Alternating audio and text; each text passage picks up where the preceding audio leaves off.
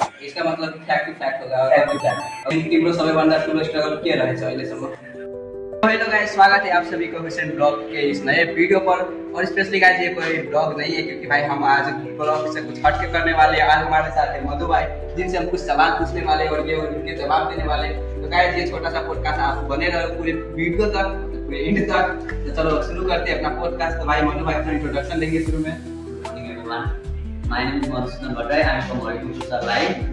भाई हम स्कूल में रहते तो भाई हम शुरू से अपना क्वेश्चन स्कूल से ही करेंगे। तो भाई स्कूल के लिए पहले हम क्या करते हैं तो जनरली भाई मैंने कुछ 5 क्वेश्चन इसके लिए स्पेशली चूज करके लाए। तो भाई वही 5 क्वेश्चन करेंगे, उससे ज़्यादा नहीं करेंगे। तो अपना फर्स्ट क्वेश्चन से शुरुआत करते हैं।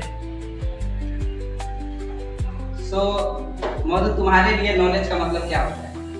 नॉलेज का मतलब ये होता है कि नॉलेज में नो छपा हुआ है। नो के नो मतलब जानना।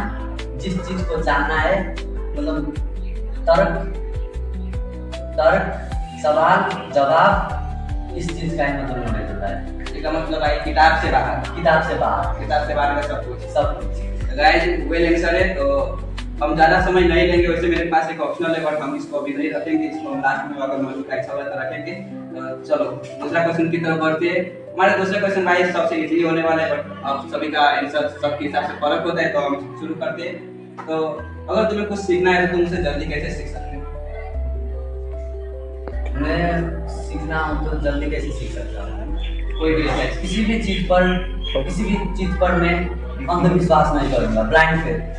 जब वो कोई चीज बोलेगा तो मैं उस पर विश्वास नहीं करूंगा।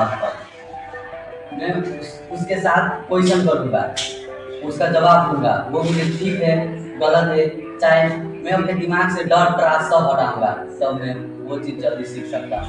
इसका मतलब फैक्ट होगा। फैक्ट। अगर वो चीज ठीक है तभी उसमें जाना होगा है। तो लगता है भाई मधु भाई को लैंग्वेज में थोड़ा दिक्कत हो रहा है। तो अगर तुम्हें नेपाली अच्छा लगे तो मैं नेपाली में क्वेश्चन करूँ। तो ठीक है, तो हम बढ़ते अपने तीसरे में। तिम्रो सबैभन्दा ठुलो स्ट्रगल के रहेछ अहिलेसम्म? मेरो सबैभन्दा ठुलो स्ट्रगल थियो कि पहिला म मतलब केही कुरा कसैले भन्दा म एकैचोटि विश्वास गरिहाल्थेँ। त्यसमा म क्वेसन सोध्दा म डराउँथेँ अनि क्वेसन सोध्दैनथेँ, जे कुरा पनि आँखा चिमेर विश्वास गर्थेँ। र अहिले मेरो स्ट्रगल के छ भने मानिसहरूले मतलब सत्यलाई लिन सक्दैन। केही कुरा सत्य भने पनि त्यसले त्यो लिन खोज्दैन। मतलब पहिल्यैदेखि जो अन्धविश्वासमा बाँचिरहेछ त्यसलाई नि सत्य पच्दैन। त्यही हो सबैभन्दा सामूहिक सबैभन्दा ठुलो स्ट्रगल हो। यसको अर्थ तिमीले आफ्नो सबैभन्दा ठुलो स्ट्रगल तिमी आफ्नो फेयर लागिरहेको छौ, जिन्दगीमा डर रहेछ अनि त्यो बाटो बाहिर निस्किरहेको छ भाइ। अनि ल ठिकै छ, सबैको आफ्नो आफ्नो डर हुन्छ। गाइस हामी अग्लो क्वेसनको तर्फ बढ्छौँ। यदि तिमीलाई तिम्रो लाइफलाई रिसेट गर्न मिल्यो कहिले, तिमी के चेन्ज गर्न चाहन्छौ? आफ्नो लाइफलाई रिसेट गर्न मिल्यो भने म धेरै कुरा चेन्ज गर्न चाहन्छु। जस्तै म आफूलाई नै चेन्ज गर्न चाहन्छु। म आफ्नोबाट डर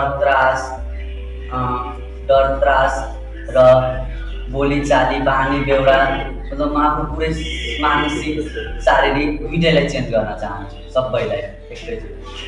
तर तिमीलाई लाग्दैन हामीले गरेको गल्तीले नै हामीलाई अघि बढाउँछ अनि बेटर बनाउँछ भन्ने कुरो? गल्तीलाई हामीले शिक्षक मान्नुपर्छ। मतलब उसलाई शिक्षक मानेर हिँड्यो भने मात्रै हामी अघि बढ्न सक्छौँ। त्यसले हामीले जसरी कुनै कुरा हुन्छ नि, मैले केही क्वेसन सोधेँ त कसैको बानी हुँदैन कि मलाई यो क्वेसनको जवाब थाहा छ। हामीलाई त्यसरी नभनेर सिधै भन्नुपर्छ मैं इस क्वेसन को जानना चाहता हूँ। त्यसको कारणले क्युरियोसिटी बढ्छ। त्यसको कारण अझै जान्ने तागत आउँछ। ठिकै छ, गाइस वेल आन्सर छ। ल हामी आफ्नो यो भिडियोको फाइनल क्वेसनतर्फ बढ्छौँ। सक्सेसको लागि के जरुरी छ, मेहनत या ट्यालेन्ट? सक्सेसको लागि यो दुइटै नभए पनि हुन्छ। सक्सेसको लागि जुन मतलब मेहनत पनि काम छ ट्यालेन्ट भन्दा। किनभने कि जुन कुरालाई बारम्बार गरिरहन्छ नि त्यो मान्छेले मात्र सक्सेस पाउन सक्छ। यसको अर्थ ट्यालेन्ट हुँदा पनि यदि तिमीले त्यो माथि काम गरेन भने त्यो ट्यालेन्ट। अब जसरी मलाई किताब लेख्न मन छ, अब म त्यो किताब कपीमा प्रस्तुतै नगरी किताबै नलेखिकन म कसरी ट्यालेन्ट पाउन सक्छु? मैले मनैभित्रकै जसरी मलाई फोटो खिच्न मन छ, मैले जब त्यो फोटो खिची सुरुवात गर्दिनँ, म त्यसलाई अरू ठाउँमा पोस्ट गर्दिनँ, अरूलाई देखाउँदिनँ, बारम्बार गरिरहन्छु त्यसमा लागिरहँदिनँ भने त्यो ट्यालेन्ट मलाई कसरी त्यो काम छ छैन। यदि म भनौँ गुगल र तिम्रो मम्मीमा तिमीलाई वेल कसले सिकाउन सक्छ? गुगल र मम्मीमा मलाई कसले सिकाउन सक्छ भने मम्मीले मलाई भित्री ज्ञान दिनुभयो, हिँड्न बोल्न, जसरी खानामा बच्चैदेखि ठुलो पार्नुभयो भने गुगलले मलाई मतलब ठुलोदेखि 18 वर्षदेखि जसरी 16-17 वर्षदेखि मलाई धेरै ज्ञान दियो। जसरी मैले नजानेका कुराहरू सिक्न पाएँ, जसरी विश्वको घटनाहरू थाहा पाउन पाएँ र अझै धेरै कुरा छन्। दुइटै मलाई उस्तै लाग्छ, दुइटै ज्ञानीको भण्डार हो।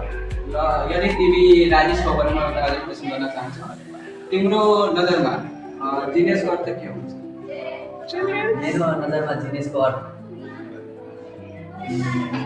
मेरो नजरमा मानिसहरू भन्छन् जोसँग धेरै ज्ञान छ उही नै जिनियस हो, तर त्यस्तो हुँदैन।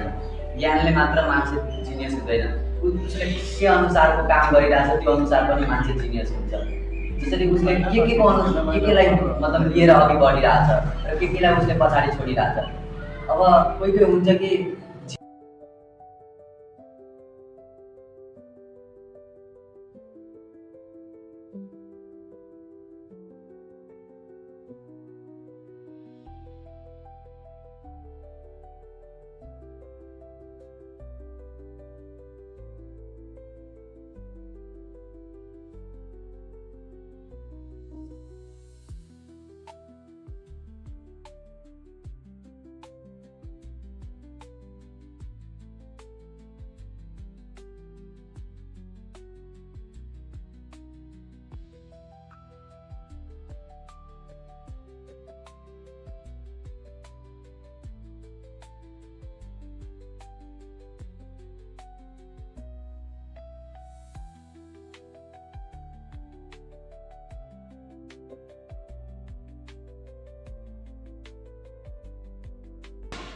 सो गाइस, त मधु भाइले हाम्रो सवालको वेलले जवाब दिनुभएको छ। यस्तै हामी अझै पनि पोडकास्ट गर्न चाहन्छौँ अगाडि मधु भाइसँग, तर अहिलेको लागि यति नै। तो हम चाहेंगे कि आगे भी मधु भाई के साथ एक पॉडकास्ट और करें, और भाई अभी के लिए इतना ही। मिलते किसी अनदर ब्लॉग में और पॉडकास्ट में। तो चलो मधु भाई, आपका जवाब एकदम बेस्ट था, ऐसे करते रहो भाई, आते रहो मेरे वीडियो में। और भाई वीडियो को लाइक और चैनल को सब्सक्राइब कर देना।